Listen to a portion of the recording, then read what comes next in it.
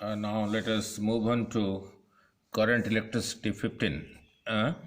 We will be specifically dealing with Kirchhoff's laws or rules for dealing with complicated circuits. Simple circuits you can solve with V is equal to IR, that is Ohm's law.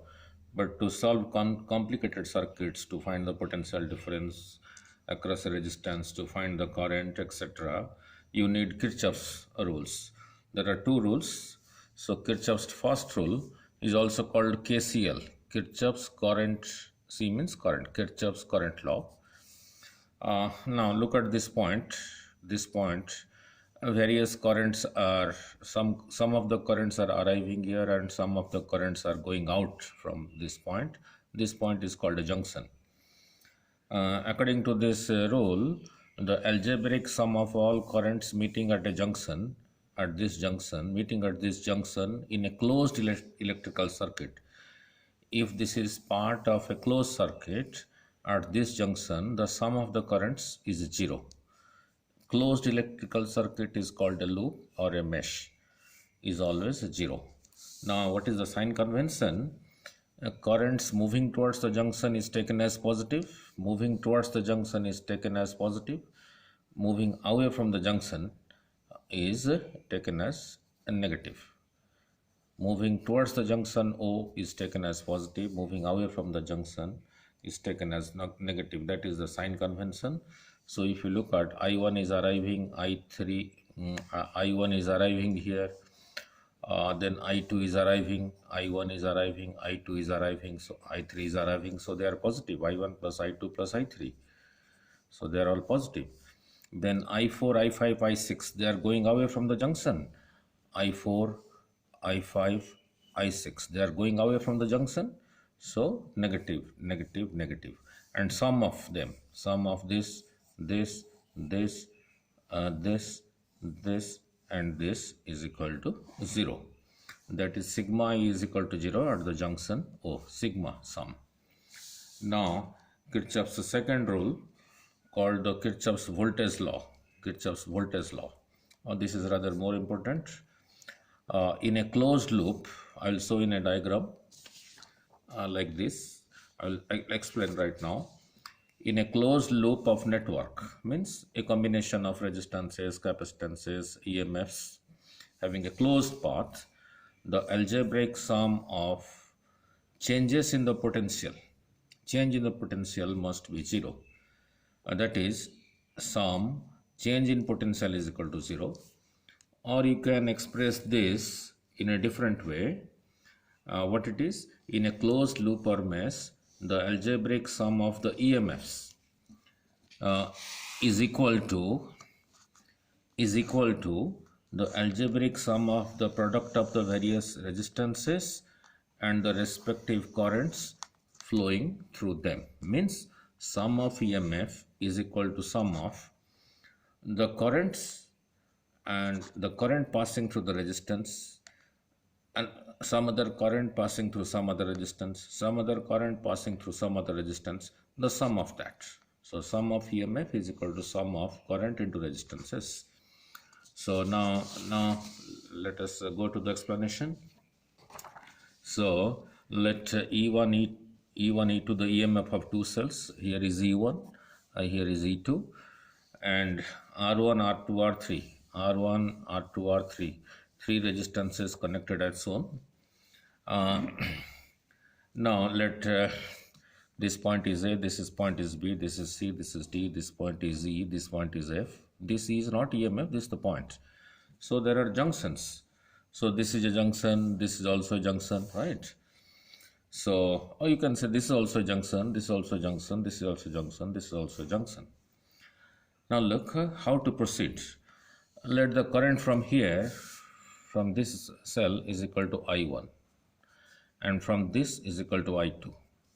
I1 arrives at B, I2 arrives at B.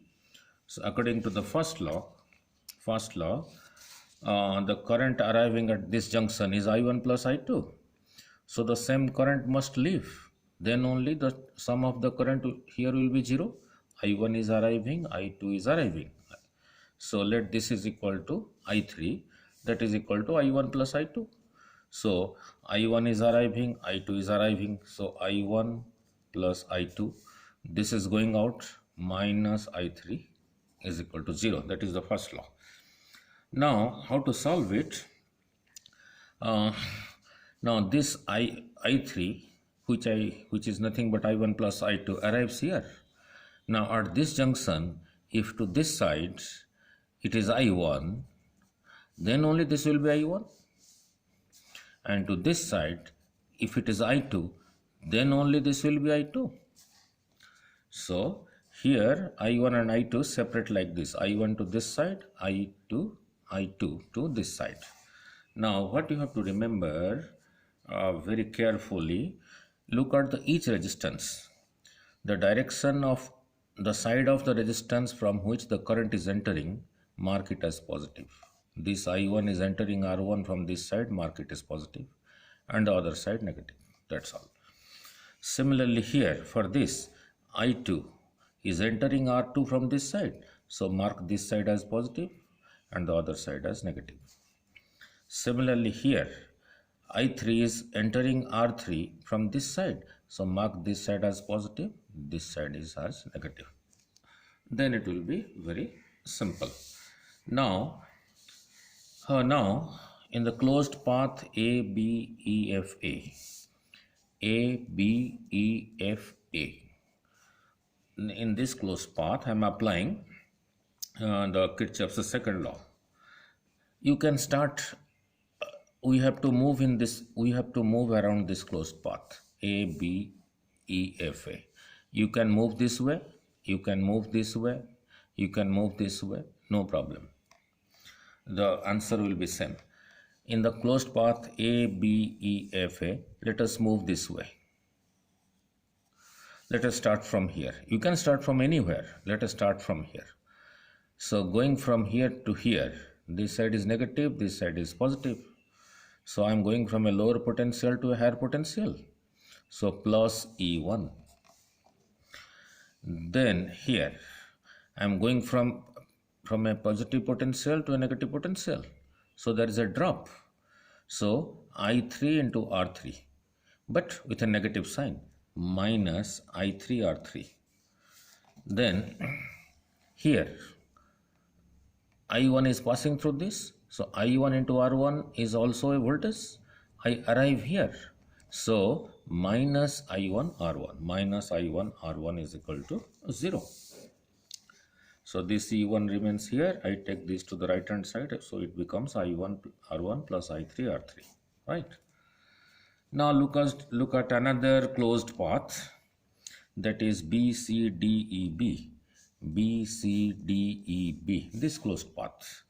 You can travel this way, you can travel this way, no problem. The answer will be same. Right? So let us start from here and go this way. Go like this. Go like this. Like this. Right? So this is the negative terminal, this is the positive terminal. Let us start from here. You can start from here also, no problem. The answer will be same. Going from here to here, I arrive at positive. So plus E2. Then going from here to here, I arrive at minus. So minus the current into this resistance, I3R3. I3R3. Then going from here to here, I arrive at negative, and the current through this is I2. So I2R2, but with a negative sign, minus I2R2 is equal to 0. Is equal to 0. So you bring these two terms to the right hand side. So E2 becomes I2R2 plus I3R3, your second equation. Now, then temporarily think this is not there. Means just look at this closed path. A, C, D, F, A. This closed path. So in closed path A, C, D, F, A, let us apply the Kirchhoff's second rule. Right? You can travel in any direction. Let us travel in this direction. In this direction. Start from here. Going from here to here, arrive at plus. So plus E1. Then there is no resistance, there is no resistance, there is no resistance. Going from here to here, arrive at minus, so minus E2. Then going from here to here, I arrive at plus. And how much current is flowing through this? How much current is flowing through this? That is I2. That is I2. So I arrive at plus. So plus I2R2, plus I2R2. Then I proceed further. Going from here to here, I arrive at minus. So minus. So minus. And what current is passing through this? I1. So I1R1 but with a negative sign. So minus I1R1 is equal to 0. So I keep E1, E2 on this side, take these two things to the right hand side, it becomes I1R1 minus I2R2. Means sum of the EMFs is equal to sum of the algebraic sum of the current and the resistance. Current and the resistance. Okay? Right. How do you say this is a sum? This is actually I1R1 plus of minus I2R2. So algebraic sum. So that is your Kirchhoff's second law. This is how you have to apply it. And in next lessons we will switch on to good numericals for your JEE main and advance.